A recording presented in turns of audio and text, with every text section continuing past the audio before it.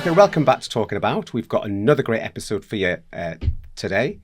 And I'm joined by the lovely Nicole again. Hi, Nicole. How are you doing? Hello, I'm good, thanks. How are you? What's it feel like to be back? I am buzzing. I love being in the studio, love chatting, podcasting, but I'm very excited to be with you. Sorry, Danny.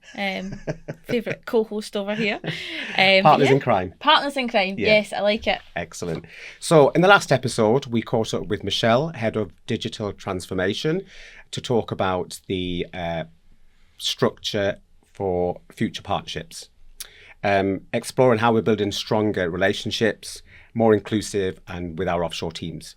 From cultural insights to tech challenges, it's a candid look at what it takes to work side by side across the borders. So if you haven't seen that episode, jump back and watch it after you finish today's, where we are talking about Black History Month. This year's theme is Standing Firm with Power and Pride, and we are joined with a very special guest from our own department, Aaronn Booth. Hi guys. Hi, Aaron. How are you doing? Yeah, good. How are you? Yes, all good. Good. So it's good to have you here. So for people who maybe don't know you, could you give a little intro to yourself? So I've been at Sky for over 6 years now, in the studio team. The studio, we look after anything that's content, digital builds, design, brand, events. We've got a good team based down in Australia and Scotland. That sounds really exciting. It's good. It is good. No day is the same. Every day is different. We work on so many different things that you're like constantly learning and constantly developing. It's a great place to work. Fantastic. We'll be talking with Aaron about people and moments that have shaped him, how he stayed resilient through challenges, and the future he wants for his kids. Absolutely. And before we dive into the theme of Black History Month, we'd love to hear a little bit about you and your background. So is there anything in terms of music, art, food, anything like that truly connects you back to your heritage? Good question. I think probably all of that connects me back to my heritage. I would say Carnival, so Notting Hill Carnival, happens annually over the bank holiday weekend in August. So I try and go to that every year. It's like a Caribbean street festival in West London. About 2 million people attend over the weekend. Wow. So it's like a Sunday and a Monday. And everything there is just, it makes you feel like you're been transported somewhere else. So the food, the smells, the culture, the music. It's my favourite weekend of the year. So I would say all of it, to be honest. Carnival. And I think I've seen some clips of Carnival online, and it does really look like a true place of community. Yeah. And that sense of being in and around things that are important to you. Yeah, it's just good vibes. Like, there's good and bad parts to it, right? Because you get 2 million people in one place at one time. Not everyone's going to get on. But I mean, this year I didn't see any trouble at all. I just saw people having a good time, enjoying the music, enjoying each other. It's. How long does it go on for? Is it for the weekend or is it a week? It's a weekend, so It's normally a Sunday and a Monday. So Sunday's like family day, which is like people take their kids, and then Monday is not family day, where it's a bit more raucous, I would say. Okay, cool. The hangovers are there on Tuesday. Yeah, I do family day. I've grown out of Mondays, definitely. And we were talking before we started, you've got 2 kids. Have you taken your eldest yet? No, not yet. I think probably because he is really busy. So you are like in a big crowd. I think he's a little bit young. I'd say maybe when he's like 6 or 7, I'll start taking him. But I think he'd like it. He's loud enough for himself, so the loud music's not going to bother him at all. Okay, I think before we get into conversation, we've got a little challenge for you. Okay. A few quick say what you see puzzles. Okay, cool. Fancy it? Up for it? Yeah, go for it. Okay, and to everyone listening or watching, we'll put them on the screen for you to join in and let us know how many you get right. So the first one, Aaron.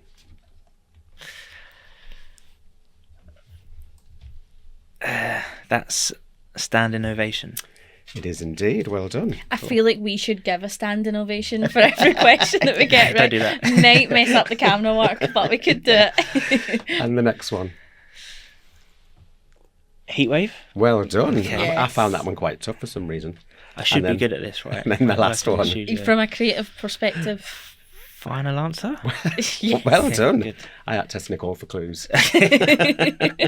Well, hopefully you're a little bit listened up, ready Yeah, to chat I'm around good. all things Black History Month. I know we spoke a little bit around Carnival there. Yeah.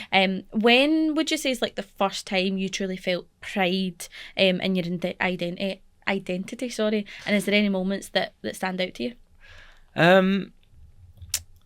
So my heritage, so my grandparents are Jamaican. So my mum's English and has white English parents, and my dad was born in London, but by Jamaican parents. So that's where my heritage is, and I think growing up in a predominantly white area, I had mostly white friends. My school was mostly white, which is obviously fine, not a problem at all. But I think sometimes as a kid you look at everyone and go, oh, I wish I looked like them, or why am I different? And I think growing up I felt like that a little bit. Yeah. Stupid things like my mates had like certain hairstyles that I couldn't have. Now I'm like an adult, it's ridiculous, right? But as a kid I was like, oh, they've all got like the French crop and stuff, I can't do that. I've got afro hair. But I remember so I'm a big football fan, and the 98 World Cup was in France, and Jamaica were in the World Cup. And I don't know if it's their first time, but it's definitely the last time since they've been there. And for me, it was a way to like connect with my friends and be like, that's where my grandparents are from. That's Jamaica, you know, the Wow. place that I talk about. I know it's silly, I know it's football, but it's like relatable, and they kind of got it. And it's almost like, oh, like Jamaica's kind of cool, like they're in the World Cup. So I think, as silly as it sounds, that's probably where I felt like, oh, okay, I'm proud to say that I'm Jamaican, half Jamaican, and people get it, rather than just this place that I maybe talk about that no one really understands at that age, obviously. Yeah. Yeah. I think. Sorry. Sorry, I love how heritage shapes us. Yeah. If Yeah. I could ask, if we can take it one step further. Yeah. Okay. Who in your family do you think you take after the most, and how does that shape in your life now? I probably got little parts of all of them, from both my mum's side and my dad's side. But from like my Jamaican heritage, I would say, me and my dad are like very similar. We look the same, we sound the same, we like the same things, we don't like the same things. It's quite weird. Like we could be in a room together and we don't have to like say anything, but we'd be thinking the same thing. We give each other a look and it's like, okay. We'll talk about this later. Yeah. So that's kind of like an obvious one. But I think my granddad, so my granddad's actually my step-granddad, is my dad's stepdad. But he was amazing. He literally did everything he could for his family. He's a big family man, but not just his family, like his extended family, his step-kids, his step-grandkids, everything like that. I think if I could be like him when I'm his age, or even earlier, just what he did, like sacrifices he made to come over in the Windrush, leave children behind in Jamaica. Wow. That was kind of like the done thing, like you'd come over, set up your life, and then send for them to come. So like my auntie and my uncle were born in Jamaica, whereas my dad was born here. And yeah, my granddad would like set up his life here, got his job, got his house, and then sent for them to come over. So it's like a sacrifice he made, and it was for a better life for him and his kids. So I think that is like the pinnacle. He is like my idol. Yeah, I was just about to say that sounds like he's your idol. And I yeah, think... he was the best. Like he's not with us anymore, sadly. Oh, sorry. But yeah, he like anyone that knew him just would speak highly of him. He's great. I feel like I know him with the way you're talking. Yeah, I've got some Talking there. videos I'll show you after this. Like he was a mover. He was at my nan's 80th. He was about, I think he was 91, and he was the longest one on the dance floor. Like Wow.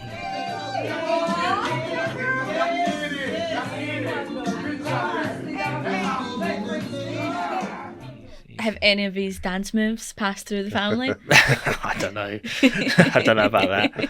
We need to see it the next night out. Yeah, you'll have to see it at the Christmas party. We'll find out. We'll get you on the dance floor. Yeah. Once I've seen those videos, I'll confirm Okay, those. But I suppose kind of going backwards to go forwards as well. I know you were talking around how important that World Cup was for you to kind of find a moment of what sounds like community or common ground with the people you're kind of going to school.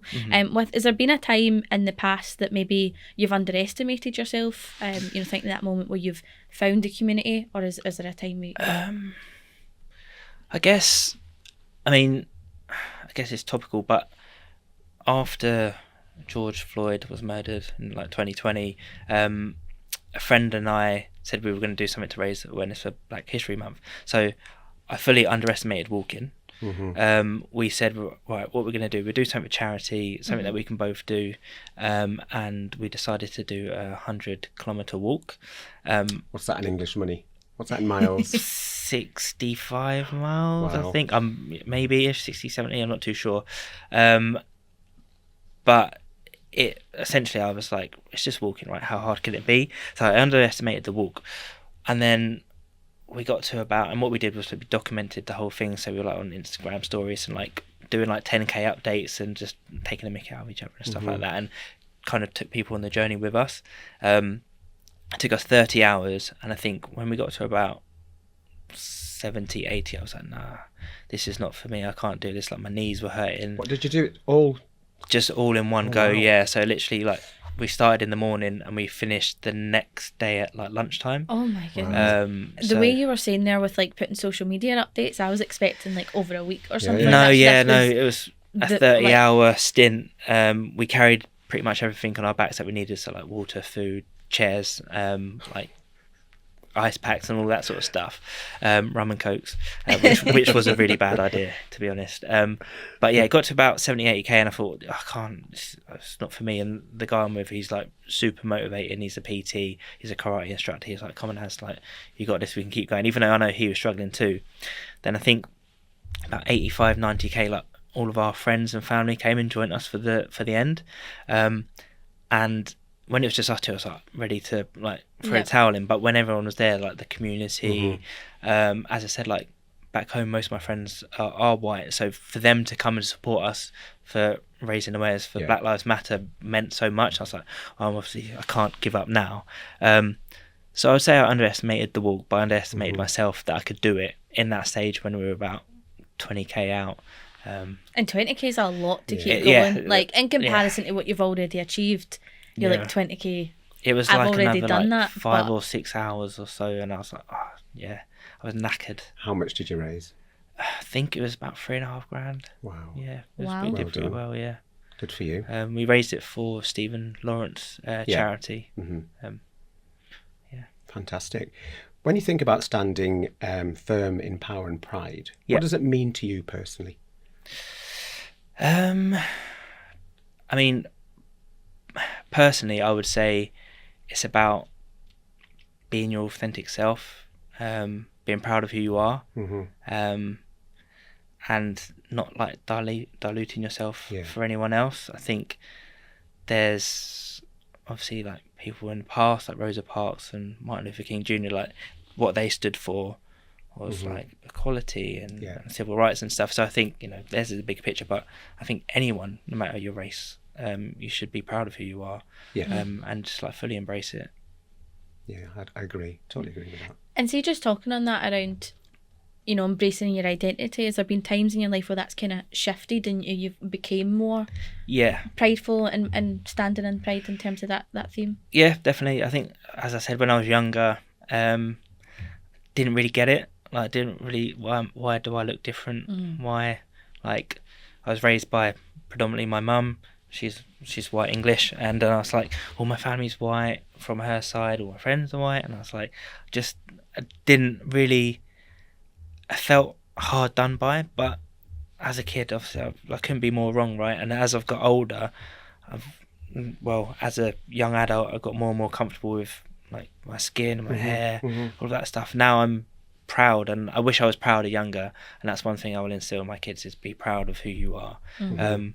But yeah, I think just as a sort of teenager growing up, going to uni, all that sort of stuff, I was like, yeah, this is me. I'm proud of it.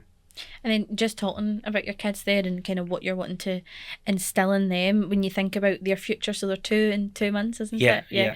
What kind of world do you hope that they're growing into, and what's the kind of things that you would like to influence to them, or what are you doing right now already? I think, I mean, the world's in a weird place at the moment, I would say, especially like in the UK and the US around this topic. And for them, I want them to feel equal. I want them to feel safe.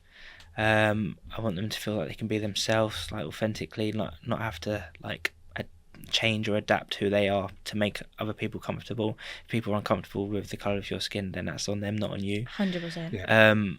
So I really, I think I am consciously making an effort to make sure, I mean, they're very young still, right? But and I'm sure everyone tells their kids that they're beautiful and stuff like that, and so you should, but I'm like probably over the top with them, to the point where I don't want him to feel, or I talk about my son because he's a little bit older, to feel any type of way, not like I did when I was younger. It's really important to me that he doesn't feel like that. I love their names, Essie and Rio. Yeah, that's So cool. that's adorable, isn't it? It's cute. Thank you. If you could sit down with any black leader, artist, or pioneer, who would it be and why? Easy. Bob Marley. Right. Yeah. Oh. I think he was a leader through his music. I know, like, politically, like, he is a musician first, but he sang about like peace and like unity. And I mean, if you watch his documentaries and his biopics, like, he essentially, Jamaica was going through a struggle at the time. There was like the two political parties, and it was quite violent. And he pretty much brought the country together for a period of time. It didn't last, but I think so he did a big concert, and I want to say it was called One Love, but I might be wrong, don't fact check that. But he basically brought the two political leaders together on stage, made them shake hands. That's why he did it, and it kind of stopped the violence for a period of time. But and that's just in Jamaica, right? Outside of Jamaica, like, everyone listens to Bob Marley. Or if you don't listen to Bob Marley, you should. Has there just been a film come out? Was it last year or the year before? Yeah. So is that called One Love film? It could be. I think it was, because when you said that, I was like, I wondered if that's why the movie's Yeah, and it is. named. You know, I've seen the film. It is good. It's quite Hollywood. But it does paint a good representation. But he's also got a documentary that is like him being filmed and stuff back in the day, which is equally as good. That's interesting. I think I'm being inclined to go and I take a look. I was just about to ask if there's any other pieces of media or art or anything you would recommend to people. But before I kind of get into that, speaking about Bob Marley, I think in childhood we naturally have music of like what's our parents like and having those memories and experiences. Is there any Bob Marley experiences or memories that stand out to you? Any Bob Marley experiences? I don't know. Or any songs that... Yeah, I mean, all of his songs resonate with me. Redemption Song is my favourite Bob Marley song. It's not like his most popular one, but it's... I think that's my favourite as well, that one. Yes. It's incredible, right? Yeah, it is. Yeah, I love it. So yeah, Bob Marley was on at my grandparents' house a lot. Dennis Brown, Gregory Isaacs, like all the old school reggae artists. And if anyone's watching that maybe wants to get a little bit closer to Black History Month, is there any personal favourites that you have in terms of content that people could expose themselves to? It's difficult because I think when you kind of live it, it's just like natural. Like so the stuff that I naturally watch and I'm used to, it's just part of it. But I thought you'd ask me that question, so I did do some research, and there is a show. It's quite old. I think it was from like the late 90s, called Windrush. Okay. It's on the BBC. It's like a docu-series, and it basically explains like what the Windrush is like. I've got it on my playlist. Yeah. You have. Yeah, it's really good. It does. I watched it a long time ago, but I watched parts of it. Is that the one with Prince William in it? Yeah. Yes. Yeah. And yeah, it just explains what, like, you know, the people who came over from like Jamaica and Trinidad were asked to come over after the